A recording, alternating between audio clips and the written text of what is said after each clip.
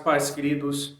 Quero pensar com vocês nesse vídeo, no capítulo 3 de Joel. O tema da nossa mensagem será a restauração nacional, o julgamento dos inimigos do povo de Deus. Joel capítulo 3, do verso 1 ao verso 8 diz: Sim, naqueles dias e naquele tempo, quando eu restaurar a sorte de Judá e de Jerusalém, reunirei todos os povos e os farei descer ao vale de Josafá. Ali o julgarei por causa da minha herança, Israel, o meu povo, pois espalharam meu povo entre as nações e repartiram entre si a minha terra. Tiraram sorte sobre o meu povo e deram meninos em troca de prostitutas. Venderam meninas por vinho para se embriagarem.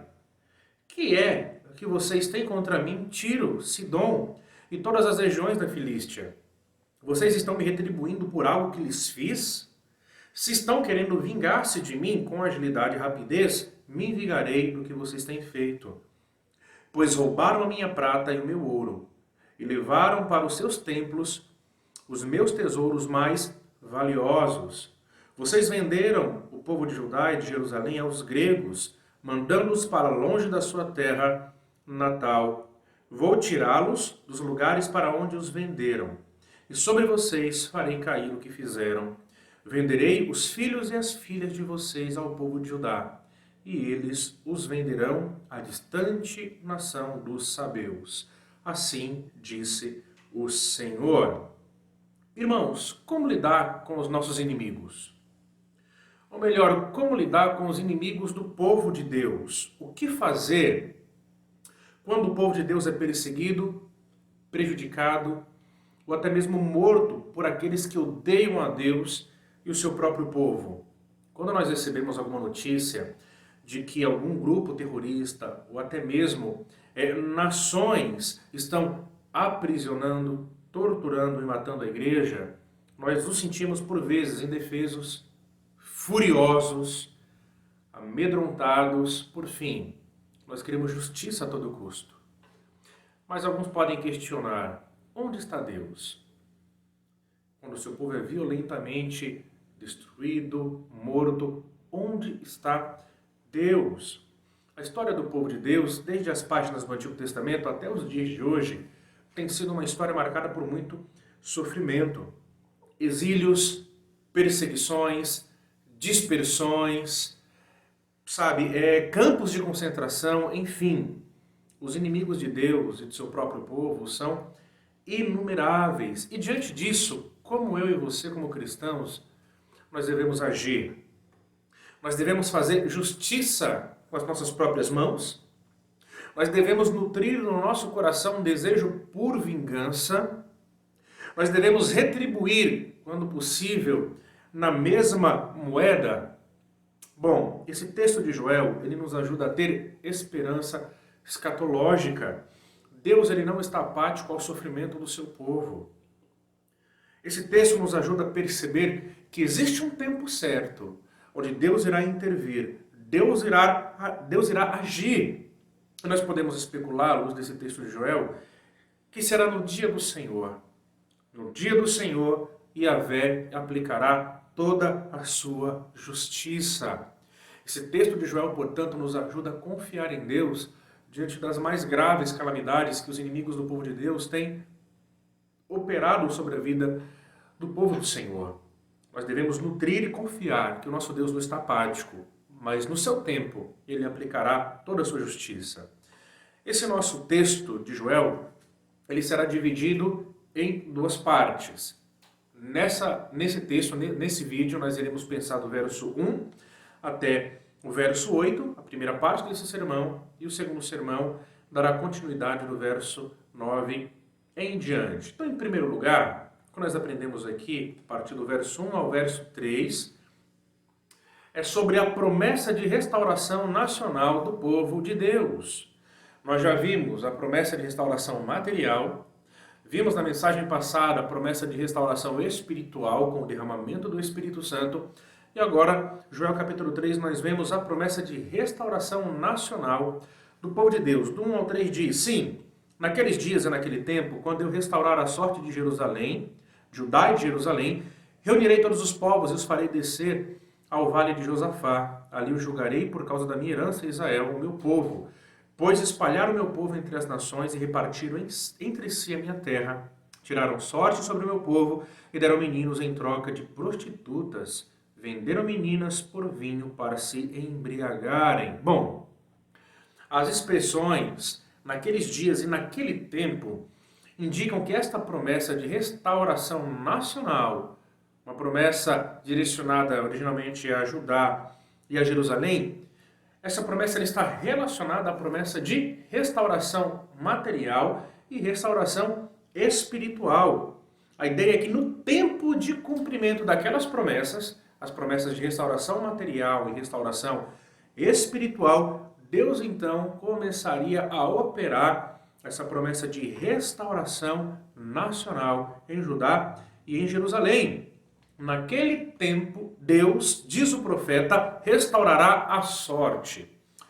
Essa expressão, ela nos traz a ideia de que Deus ele libertará o seu povo do cativeiro ou irá restaurar os exilados. De qualquer forma, irmãos, esse texto nos deixa pressupor que Deus livrará o seu povo pela última vez das amarras dos seus inimigos. Então nós devemos nutrir essa esperança de que haverá um dia de que Deus definitivamente livrará o seu povo das amarras de todos os seus inimigos. Nós iremos um pouco mais adiante que conquanto essa promessa ela seja originalmente direcionada a Judá e a Jerusalém, nós conseguimos encontrar reflexos dessa promessa para a igreja. E nós devemos nutrir em nosso coração essa esperança de que haverá esse dia que Deus irá livrar o seu povo de uma vez por todas das amarras dos seus inimigos. Indo um pouco mais adiante, a restauração nacional de Judá e de Jerusalém, de acordo com a profecia do profeta Joel, acarretará em uma convocação mundial de todas as nações para julgamento. As nações elas serão reunidas em um vale chamado Vale de Josafá. Nós não devemos aqui necessariamente conectar esse Josafá com o Josafá que nós encontramos aqui nas páginas do Antigo Testamento. Mas nós devemos nos atentar para a etimologia do nome Josafá. Josafá significa Yahvé julga. Então esse vale será um vale de julgamento. Então essa restauração de Judá e de Jerusalém também será marcada por essa convocação em nível mundial de todas as nações. E essas nações serão levadas a um vale. Aqui, esse vale recebe o nome de Vale de Josafá, ou Vale do Julgamento de Deus. Interessante notar que os vales, eles eram lugares apropriados para grandes julgamentos de pessoas, ou até para conflitos militares. A tratativa de Deus contra seus inimigos em um evento futuro em um vale já foi profetizada por outros profetas no Antigo Testamento também. Jeremias capítulo 7 faz referência a um vale chamado de Vale do Filho de Inom. Isaías 22 faz referência a um vale chamado de Vale da Visão. Ezequiel 39 fala do Vale dos Viajantes. E Zacarias 14 vai falar sobre o vale formado por uma fenda no Monte das Oliveiras. Esses vales, eles apontam para esse encontro entre Deus e os inimigos do seu povo. Onde haveria, portanto, uma guerra, onde haveria, portanto, uma operação de julgamento, de juízo por parte de Deus. Em todo caso, este vale será o local de julgamento final de todas as nações. Naquele dia, Deus ele aplicará a totalidade da sua justiça sobre todas as nações, essas nações inimigas do seu povo, essas nações que impuseram profundo sofrimento, morte e destruição sobre o povo de Deus. Essas nações então serão todas reunidas em um vale e ali receberão o julgamento da parte de Deus. Indo um pouco mais adiante, Israel, irmãos, é a herança de Deus. Essa expressão que Joel usa nesse texto. Israel é o povo da aliança.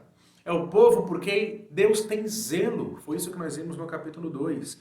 Israel, como nós vimos em Zacarias capítulo 2, verso 11, é a menina dos olhos de Deus. No final do verso 2, Joel registra os motivos pelos quais as nações serão julgadas.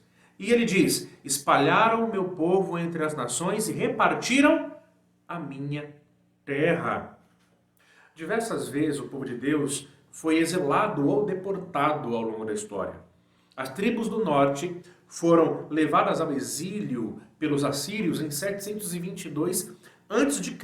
Posteriormente, as tribos do sul foram também levadas a cativeiro, mas ao cativeiro babilônico por volta de 538 a.C. Israel também foi disperso entre as nações no primeiro século pelos romanos. O profeta Eliaquim não indica um evento especial de exílio ou de dispersão. Joel ele parece se referir à história em geral do povo de Deus e sobre todos os seus inimigos ao longo da história, não apenas naquele dia. Deus ele também reivindicará a sua terra, a terra que Deus deu como promessa ao seu povo, terra essa que foi repartida e sitiada pelos inimigos. E por fim, no verso 3, Joel ele relata mais um crime cometido pelas nações contra o seu próprio povo. Crime esse pelo qual as nações também serão devidamente julgadas por Yahvé. Seguindo o costume de dividir os espólios de guerra, as nações que subjugaram Israel lançavam sortes sobre os seus prisioneiros. O profeta diz que as nações fizeram dos meninos e das meninas de Israel moeda de troca por gratificações sexuais e bebidas. Por conta desse grave crime, Deus também julgaria aquelas nações. Então, em primeiro lugar, nós vimos aqui, do verso 1 ao 3, uma promessa de restauração nacional do povo de Deus. Agora, em segundo lugar, nós vemos aqui do verso 4 ao 8, a promessa de juízo contra a Fenícia e contra a Filístia. O texto diz: que é que vocês têm contra mim, Tiro, Sidom e todas as regiões da Filístia? Vocês estão me retribuindo por algo que eu lhes fiz?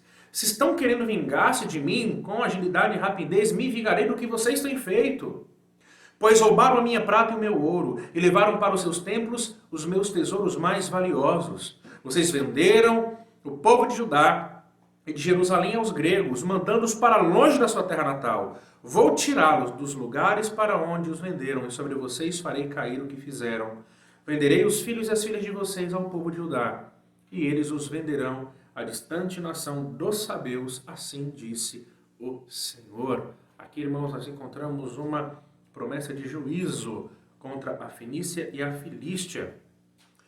Algumas regiões aqui ganham destaque em relação ao julgamento de Deus. Do verso 9 em diante, novas nações, elas terão destaque. Mas o foco aqui está na Fenícia e na Filístia. Tiro e Sidom eram as principais cidades da Fenícia. E a Fenícia foi um antigo aliado de Israel, inclusive ajudando Israel na construção do Templo de Salomão. No entanto, posteriormente, a Fenícia se juntou à Filístia para perturbar Israel, se tornando inimigos declarados do povo de Deus. As cidades da Filístia, por sua vez, eram 5: Gaza, Gate, Asdod, Asquelon e Ecrom. Em outras palavras, Deus aqui questiona aquelas nações. O que vocês têm contra mim? Questiona o Senhor. O que eu fiz a vocês por meio de Israel? Se querem vingança, com agilidade e rapidez eu os punirei. A ideia, irmãos, é que toda a maldade que essas nações operaram contra Deus e contra o seu próprio povo foram maldades injustificáveis.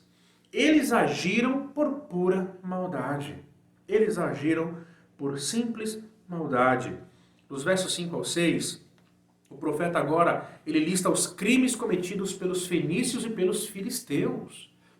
O texto vai falar que essas nações roubaram do ouro de Deus e levaram a propriedade, o ouro do povo de Deus para dentro do seu próprio templo. E ainda mais, eles realizaram tráfico de escravos. A expressão para longe de sua terra que nós encontramos aqui nesse texto deixa claro o propósito dos inimigos do povo de Deus.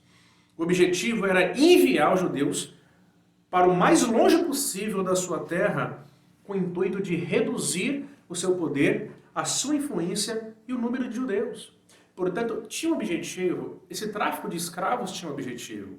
O objetivo era levar o povo de Deus o mais longe possível da sua terra, da terra dada por Deus a eles, para minar o seu poder, a sua influência e diminuir o número de judeus.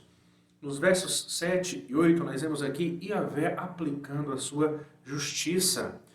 Deus usará Israel para aplicar o seu julgamento às nações. Agora note, nesse texto nós encontramos uma ironia aqui.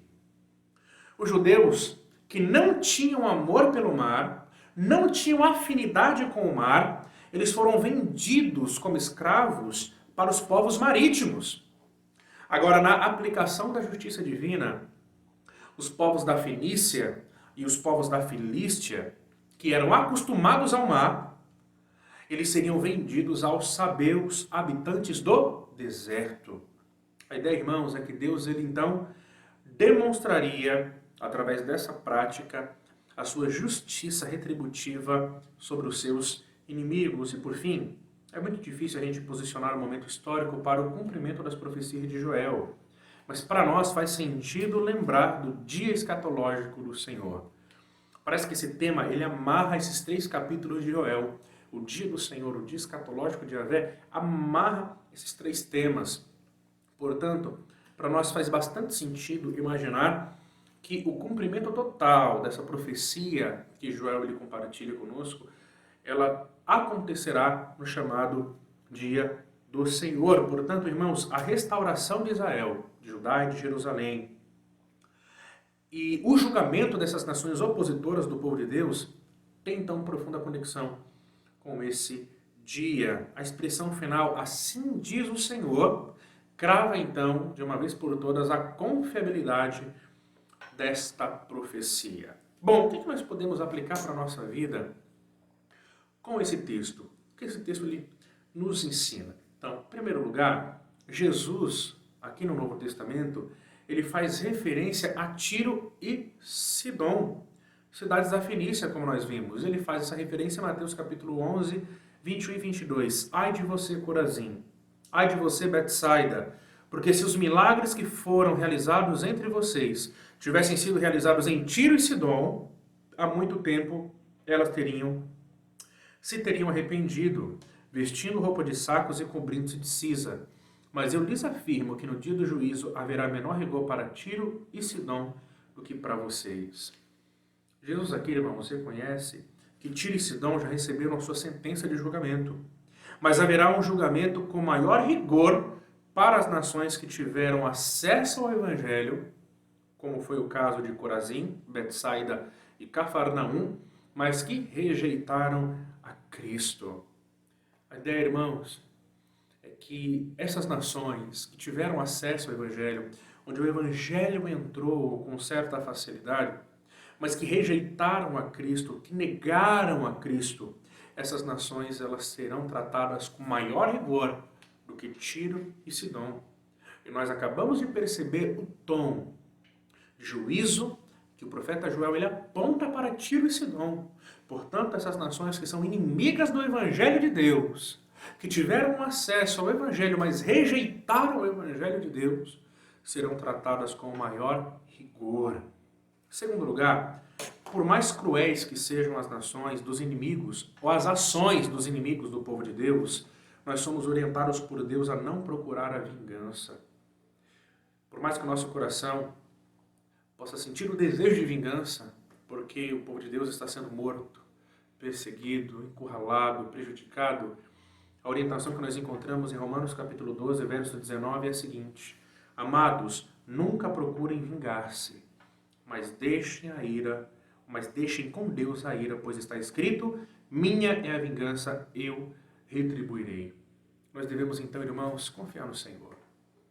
Se a igreja é perseguida, se inimigos se levantam contra a sua vida, se pessoas te maltratam e te prejudicam pelo fato de você ser cristão, você deve agir como de fato um cristão deveria agir, não desejando a vingança. O cristianismo, irmãos, ele é diferente das outras religiões nesse sentido.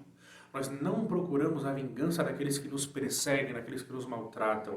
Nós devemos confiar em Deus e devemos nutrir em nossos corações essa esperança, como nós vimos em Joel, de que haverá um dia em que Deus se levantará e julgará todos os inimigos do seu povo. Conquanto a profecia de Joel originalmente apontava para a restauração nacional de Jerusalém e de Judá, nós encontramos reflexos daquilo que nós podemos aplicar à vida da igreja. Em terceiro e último lugar, o Evangelho de Jesus Cristo nos ensina a retribuirmos o mal com o bem. Romanos, ainda no capítulo 12, a sua continuação, verso 20 e 21, diz, pelo contrário, se o seu inimigo tiver fome, dele de comer. Se tiver sede, dele de beber. Fazendo isso, você amontoará brasas vivas sobre a cabeça dele. Não se deixem vencer pelo mal, mas vençam o mal com o bem. O cristianismo é diferente. O Evangelho de Jesus Cristo exige de nós aquilo que as religiões não exigem dos seus súditos. É muito comum que se pague o mal com o mal. É muito comum que se retribua a maldade através de atos de maldade. Mas o Evangelho do Senhor Jesus Cristo, ele é diferente. Nós devemos estarmos preparados, irmãos, para isso. Para sermos perseguidos, maltratados, violentados. Mas a orientação que nós recebemos da inspirada Escritura de Deus, que nós vemos aqui em Romanos capítulo 12, do verso 20 ao 21, é que se o meu inimigo tiver fome, eu devo alimentá-lo. Se o meu inimigo tiver sede, eu devo dar a ele de beber. Porque Deus espera de mim e de você que nós confiemos a Ele a vingança. E que Deus espera de mim e de você é que a gente não se deixe vencer pelo mal, mas a gente pode vencer o mal através das práticas de bondade. Que Deus nos ajude. Vamos orar? Senhor, nós encontramos aqui em Joel uma promessa de restauração para Judá e Jerusalém. No dia do Senhor, ó Pai, o Senhor restaurará a sorte do seu povo, eliminando de uma vez por todas, ó Deus, os inimigos, ó Deus, do teu próprio povo. Haverá um dia de julgamento, onde o Senhor aplicará a totalidade da sua justiça.